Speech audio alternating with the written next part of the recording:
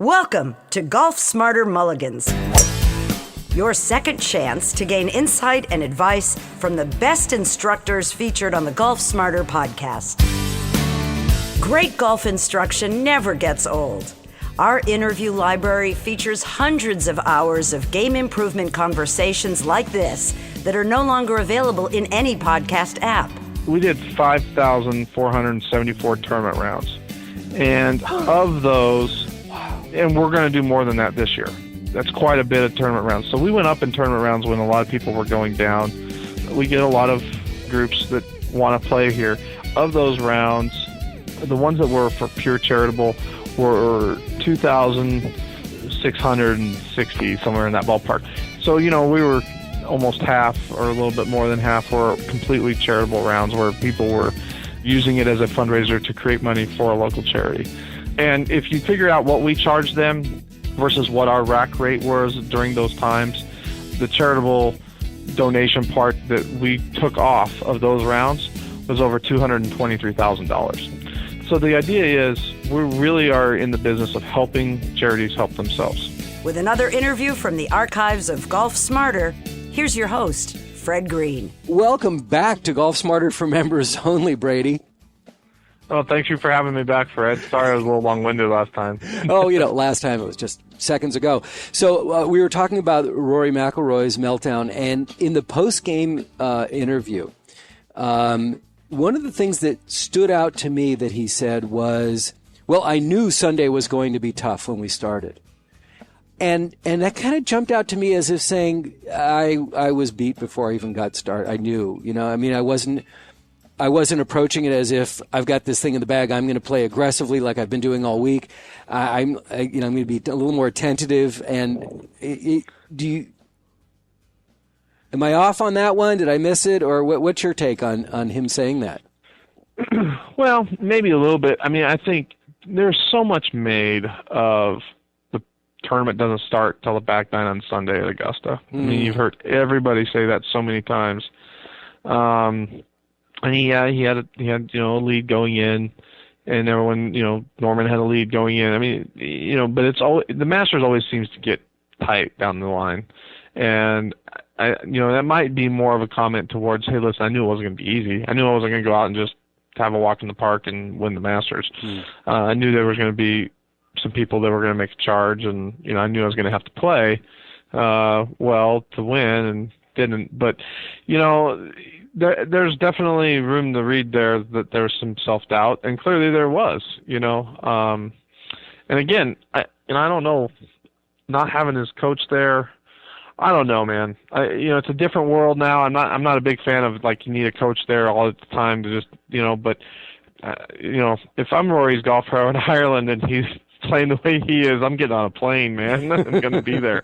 Rory will pick up the tab, I'm sure. I'm going to support him, you know what I mean? And and kind of tying back to our last conversation, I think that's a little bit that support that, you don't have in the individual, out on tour that you do have in college golf and at the Ryder Cup. I remember last year when Mahan kind of faltered down the end, and I think it was it Sink or Furyk that put their arm around him in the post-game conference and said, he handled himself like they were picking him up, and Rory needed someone to pick him up, man. It's just him and his caddy out there, but he'll be back. That kid is way too talented, way too good, and he'll be back.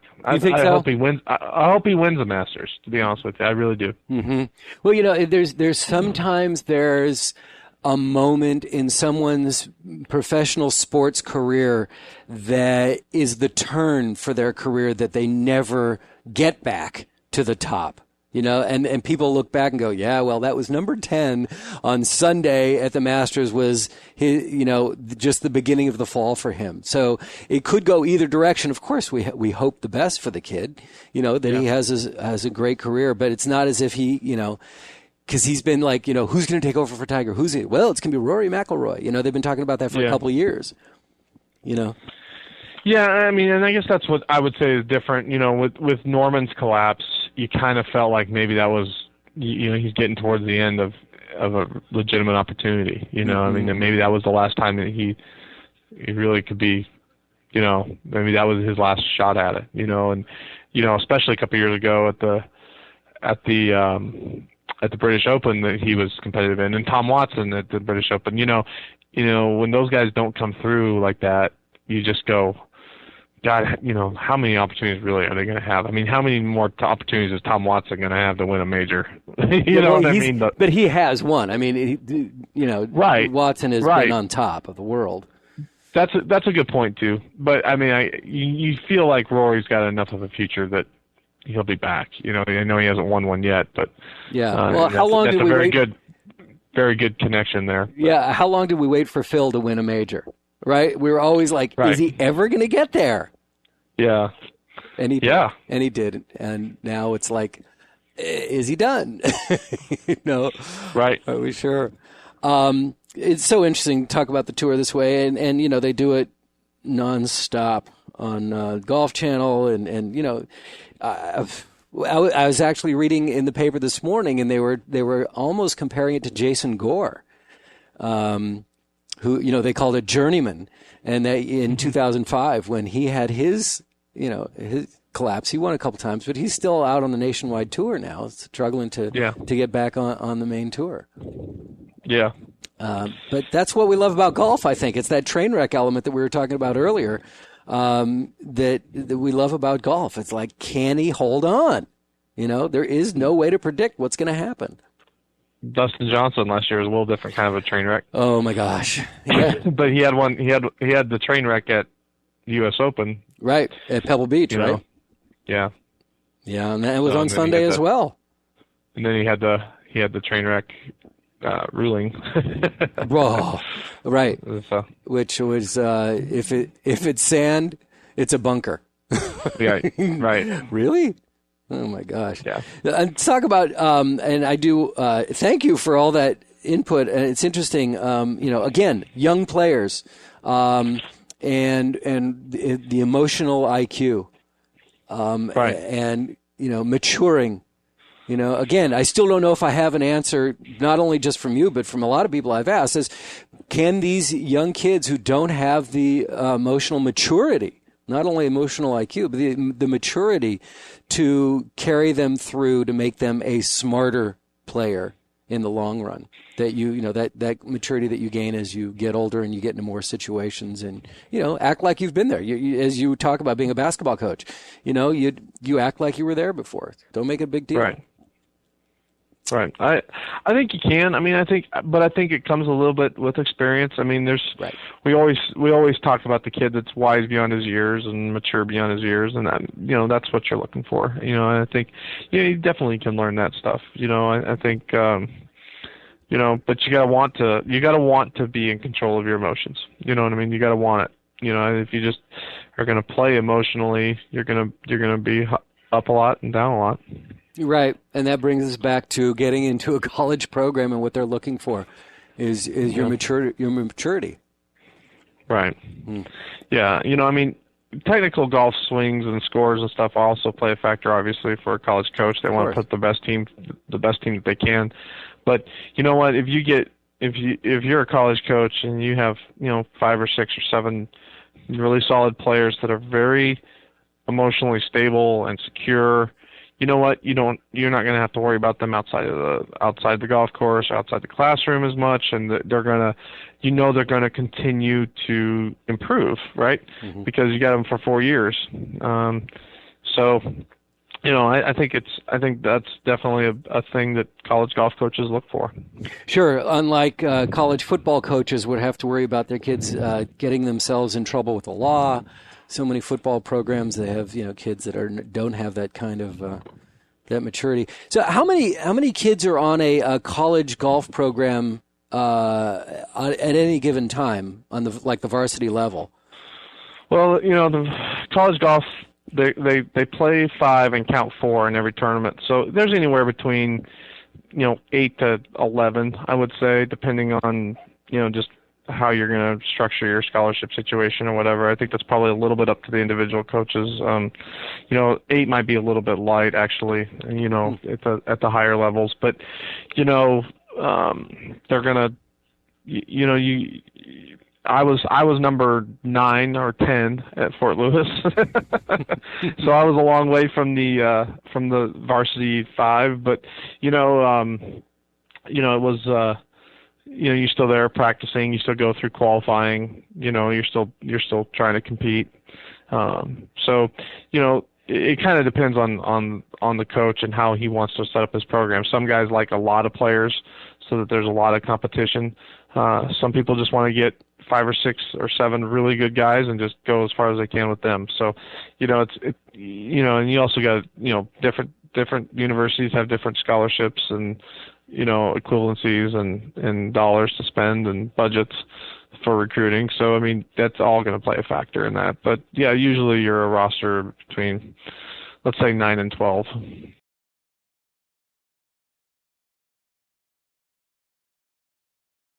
So then you're not going to see a lot of scholarships handed out on a yearly basis. New scholarships, right? No, I don't think so. And I mean, I know a lot of coaches like to take their scholarships and split them up, and try to get, I don't know how many kids are going to go, depending on how many you got, full rides or whatever, I mean, is it better to get, take one scholarship and get 2 kids that you can get, or spend it all on one? How many do you have? Divide it up how you see. So it's up to each coach, and every year changes for those coaches too. I mean, you might have a year where you go really heavy on a young group. We've all seen that. We had the 5-5 in basketball. Well, I mean, right. There's not a lot of scholarships coming in after them for a couple of years. You know right, what I mean? Right. And that's kind of the same thing with golf. I mean, if you get a really heavy freshman class, you get 3 or 4 players out of a freshman class, and you're really heavily invested in them financially. You're not going to have a lot coming up in the next couple of years. So it's all very secular. You got to, that's coaches manage that. That's their job, is to manage that. So. Right. So I guess the message to parents of young golfers is don't make plans to get a scholarship for golf. Don't think that your kid's a good golfer and there's scholarship money. It's going to help you through the college. The chances are very slim that that's actually going to happen. There's not a lot of dollars out there. There are dollars out there. There are scholarships, but there's, you're going to get out of it what you put into it, though. Yeah.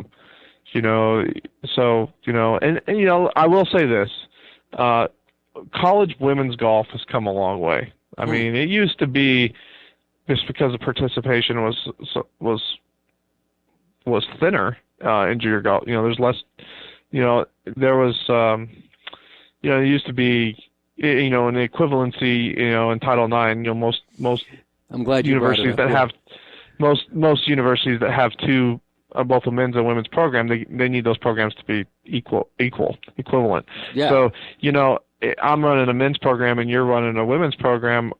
There's, let's just be honest, there's more high school golfers for me to choose from as a men's program than there are for you as a women's program. So, where's the talent pool? And it used to be, guys, you break 80, you can play Division I golf and you get it paid for. But I think that's gotten better. I think there's more women playing the game, more girls in junior golf programs, more high school golf teams. I mean, I remember a time when, my high school didn't have a high school golf team when I went there, and my sister started it my younger sister started it when she got up to high school. So, now there's, most high schools have to, have a women's golf, a girls' golf program along with their boys. So, I think there's more opportunity. I think there's better players now with the lady golfers, and so I think you're seeing more opportunities for college women's golf too, and that's really important and good for our game. Yeah, well, I'm glad you brought up Title IX, because I know there's a lot of, we talked about wrestling earlier, collegiate wrestling, is that a lot of college wrestling programs have been eliminated because it's mostly men, or not all men. So because of Title IX, they can't support it anymore. Well, it's just total numbers in the universities. Football's hard to compete with because, you got 115 participants. So what's the equivalent on the women's side of football? How do they justify that? Right. There's not. Lacrosse is popular because, you got to have a pretty, lacrosse and soccer, both, you're you're going to have over 20. So, that helps, but yeah, holy cow, there's no equivalent to football, and wrestling's correct me if I'm wrong, but you're usually looking at 20 to 25 for a team on wrestling. Am I right? Yeah. So, that's a tough number to match up on the other side too. So, and Title IX is so complicated. There's so many different aspects to it. There's so many different compliance measures. They're not all just related on total number of student athletes.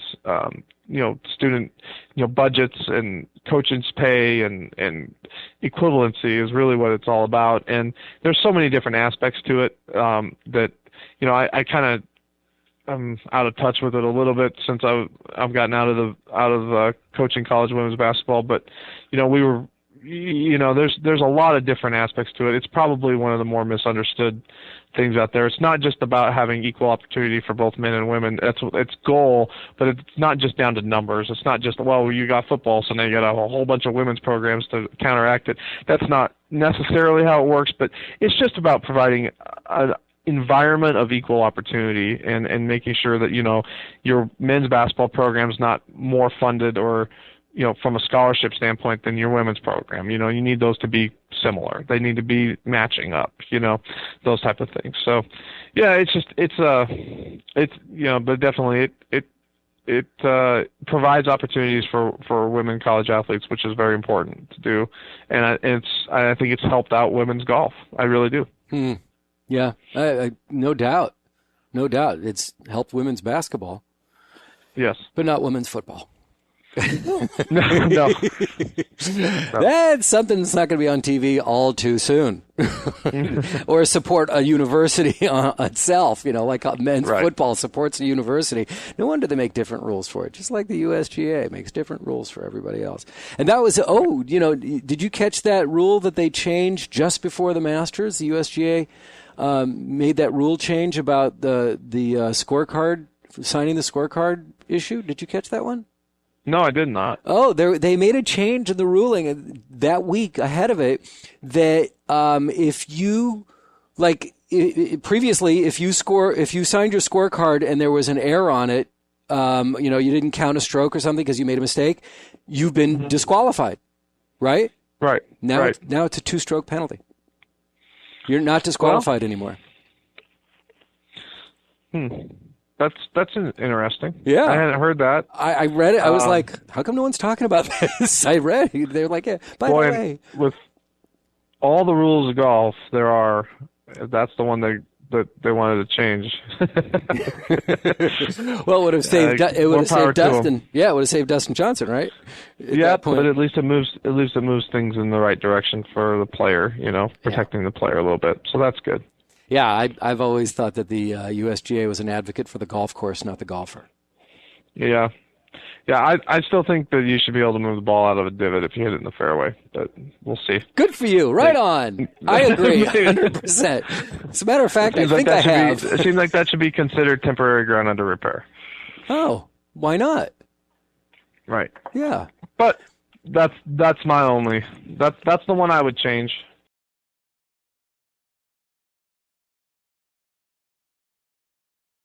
You're associated with a golf course that's had its own kind of controversy with the tour, correct?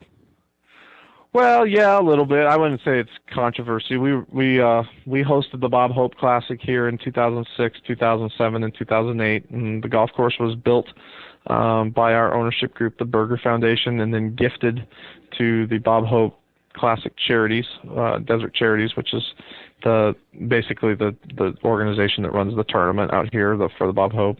And so we were the host site. We were going to be the long-term host site. We had a little bit of wind in 2007. We made a lot of changes to the golf course per the tour recommendation. The players, for the most part, the players enjoyed the golf course immensely. And then, in 2008, we had perfect weather, and the other venues had some wind.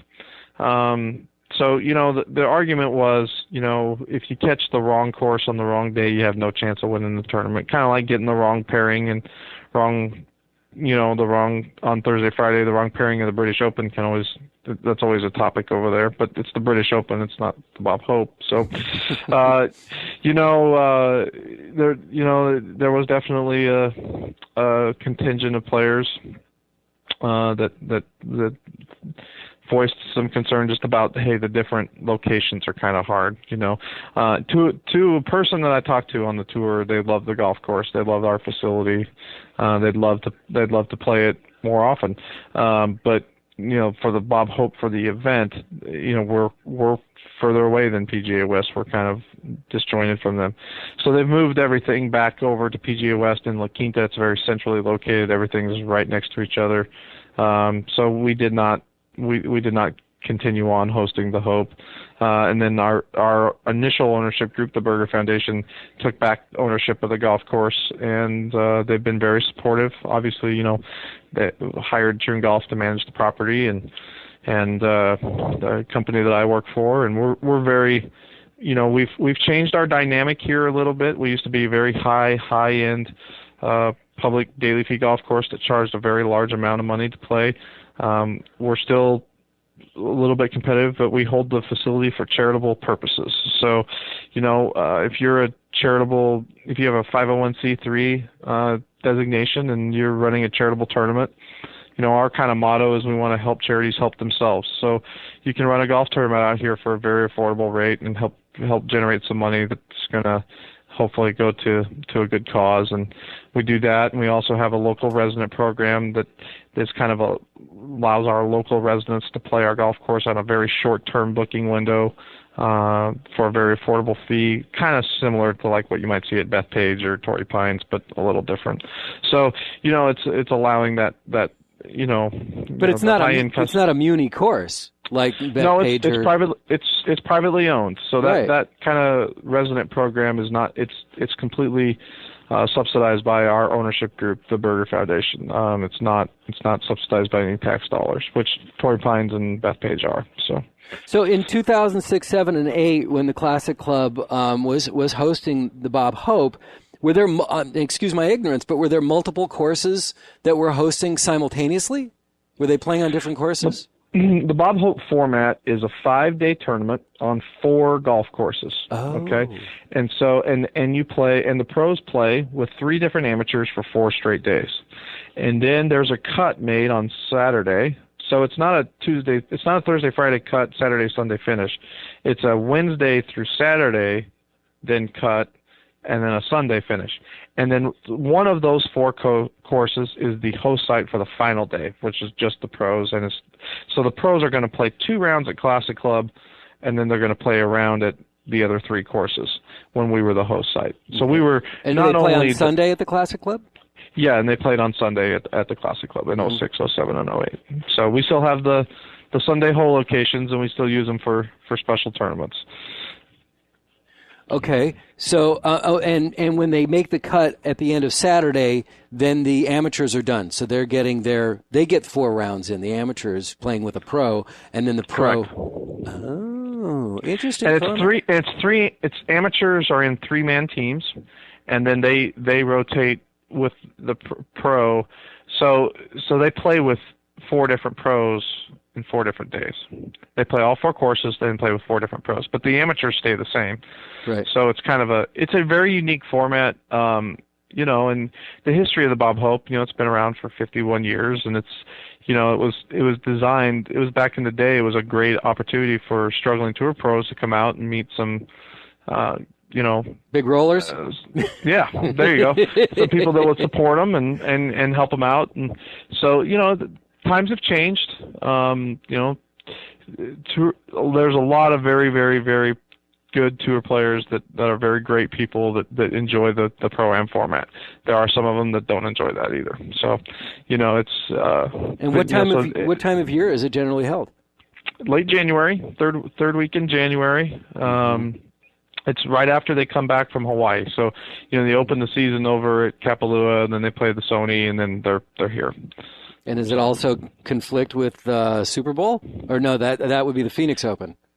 Right, that's the Phoenix Open. No, it conflicts with the championship games. Right, exactly. So that probably had an impact as well. But you're saying that some of the tour players were saying that they were not happy with hole locations?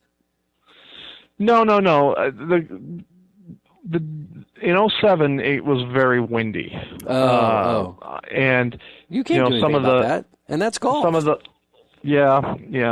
and some of the hole locations on some of our greens were very, very difficult, and so we made some changes to the golf course in '07. We rebuilt 3 greens, took out some bunkers. We made changes to I think 13 of 18 holes, and those were all kind of tour recommendations. But '08 rolled around and we had perfect weather, over here. It was perfect for 5 straight days. But there was some weather over at the other courses, and so where they felt on '07, they caught Classic Club on a bad day. They had no chance of winning the tournament. When they caught PGA West on a bad day on '08, they had no chance of winning the tournament. So it's one of those things where if I'm playing here, which Classic Club's a hard golf course, we're 7,300 yards from the back tees. Mm-hmm. Okay, it's not.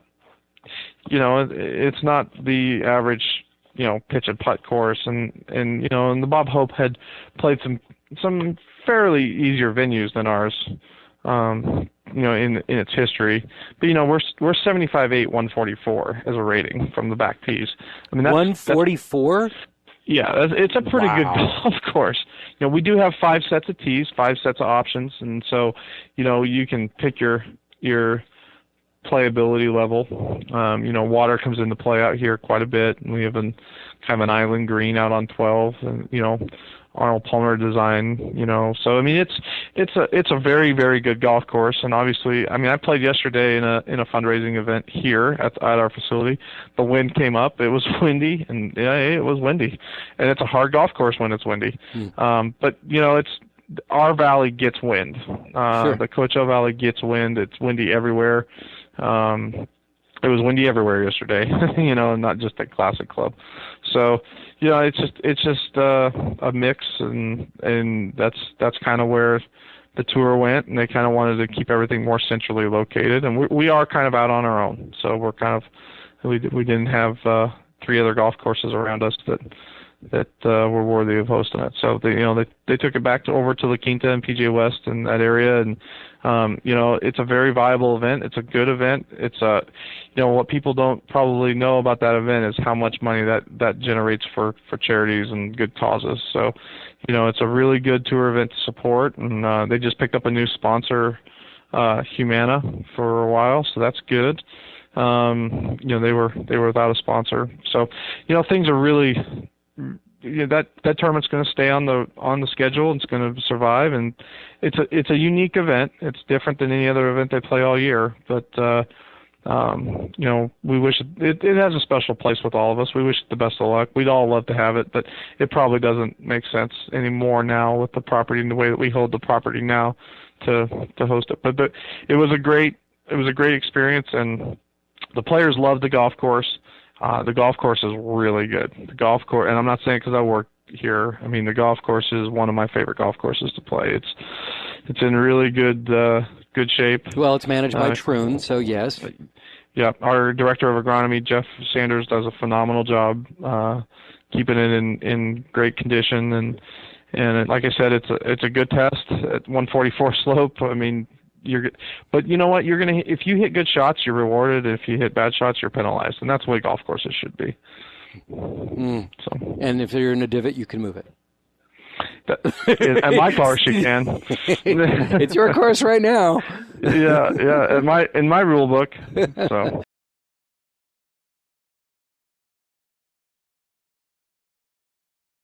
The way you describe it, it kind of sounds like, and I've witnessed families that are like this, that there's one of the cousins, I guess, that's ostracized from everybody else, and yet they're when you're an outsider looking at the family, that's the person that's the most generous, the most giving, the most charitable, and it's like, well, why do they not let this person in. Why is he the black sheep? And he's the nicest guy of the group. Yeah. How many charitable events do you guys do? Because, I've seen golf courses like they hold Monday for the charitable event, or Friday. Right. But what do you guys try to do? That's really neat that you said you like promote the fact that you want charities to come there. That's unique. Yeah, I mean, Diane Plichta is our charitable sales and marketing manager. That's her title. So, that's really have unique in itself. I don't think a lot of Yeah. courses have someone that they have a special events person who wants to sign up weddings and and occasional charitable events, but you have someone dedicated to charitable events. Yeah, in 2010 we did 5,474 tournament rounds. Okay, and of those, and we're going to do more than that this year. Over 5,000? That's quite a bit of tournament rounds. So we went up in tournament rounds when a lot of people were going down, and that's we get a lot of groups that want to play here. Of those rounds, the ones that were for pure what we call pure charitable were 2,660, somewhere in that ballpark. So we were kind of at almost half, or a little bit more than half, were completely charitable rounds where people were they were using it as a fundraiser to create money for a local charity. Okay, and if you to figure out what we charged them versus what our rack rate was during those times, the charitable donation part that we took off of those rounds was over $223,000. So, now that's so the idea is we really are in the business of helping charities help themselves. Awesome. Wow. When you say over 5,000 rounds, you're talking about 5,000 players, not 5,000 events. Yes, yeah, I'm talking How's players. that possible? Yes. Yeah, okay. All right. No, if we did 5,000 events, I probably wouldn't be having time or any hair here to talk to you. So, but yeah, no, those are rounds. So, I mean, we consider any group over 13 a group. So, Okay. but so that's kind of the numbers for you. And they're going to be bigger and better this year. We're going to do more charitable rounds this year. The first quarter this year was just amazing how busy it was for our property, and it's been a unique environment. I called the PGA of America when we decided to make this business model change, and asked them if there's any others that they know of, and my answer was no. We were the first ones. There's non-for-profit golf courses, but we're trying to hold the facility for actual charitable purposes. So it was. So it's been a great experience for myself.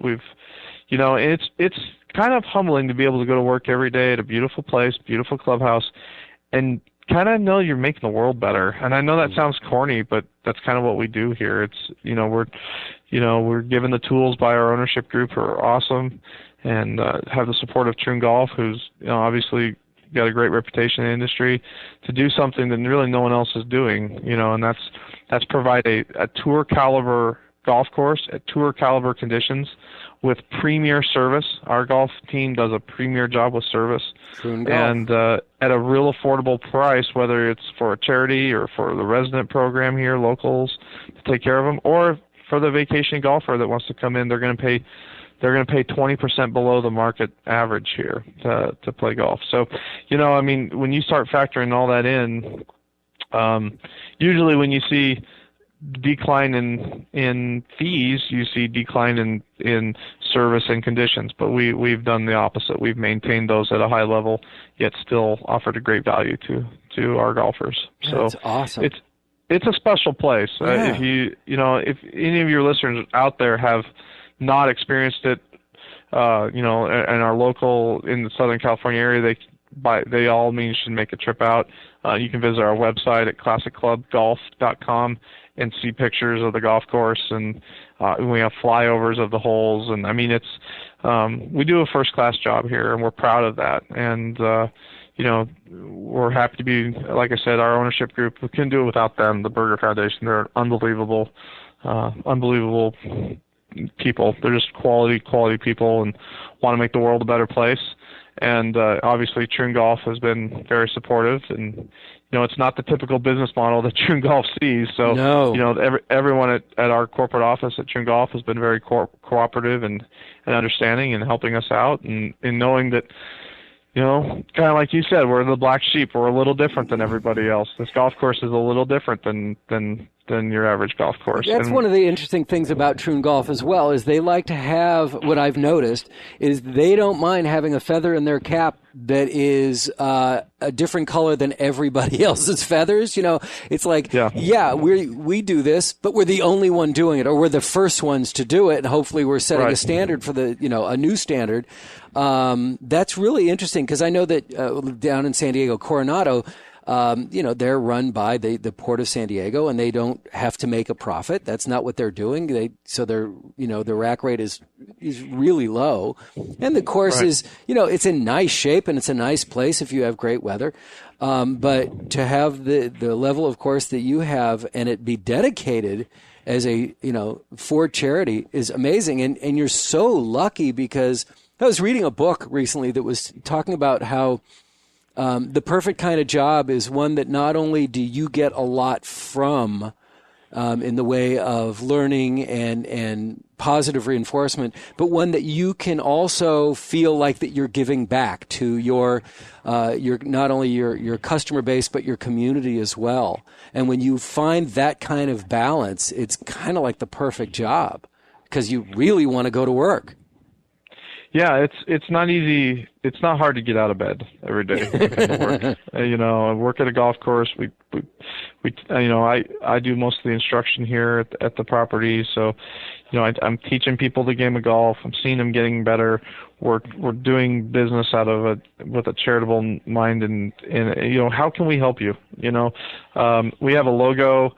We have a secondary logo. That's a big thing, right, with all sports teams, right? You have your primary logo and a secondary logo. Mm-hmm. Our secondary logo says "Play to Give" underneath it. So, nice.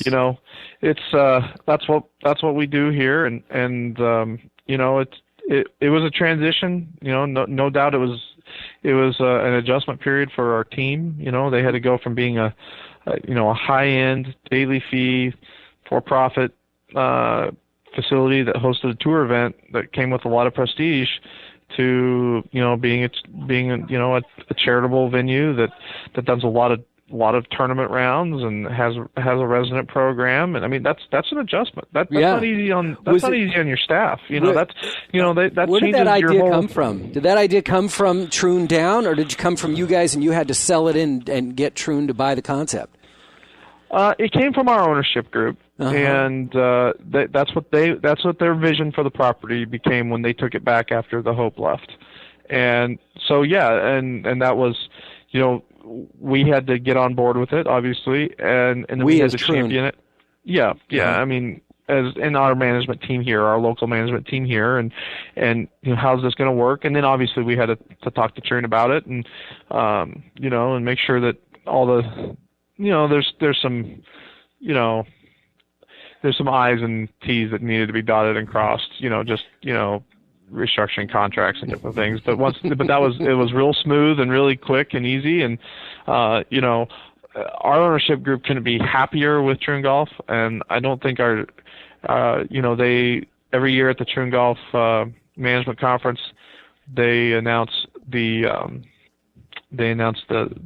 owner surveys. And our owner survey was 100% this past year. So congratulations. So clearly that bodes well that our ownership group's happy with Troon Golf as well. And hopefully Troon, it's a marriage made in heaven, I think, for everybody. Well, I apologize if I'm making you walk any political tightropes here by asking these kind of questions. I feel you're like answering the question like going, I better not say something here, but I appreciate that you giving me the answer that you have. And it's really interesting to hear about a course like that. And of course, for listeners, check the show notes, and I will make sure to put classicclubgolf.com on the show notes. And if you go to the website at golfsmarter.com, I'll put just a link on there. You just click on it so you can go check out the golf course. And if you're making any plans to head down to the Palm Springs area, Palm Desert, obviously go play the course. It's going to be worth your while. And if you don't have plans to go to Palm Desert, make some. Make them because you're going to love. Don't go to Florida. You don't have to go to Florida. It's humid. It's gross. There's hurricanes. No, go in the wintertime. Go down to Palm Desert. You'll see why people go, this is where I'm going to retire. Yeah, there you go. Absolutely. Hey, Brady, thanks so much for all your time, our recording time today, and that we were able to split it into two episodes. I really appreciate it because we have spent a lot of time together, but you had so much interesting information from the junior golf part all the way to a very special, unique golf course. Thanks so much for coming on. No, thank you for having me. I appreciate the opportunity, Fred. Anytime.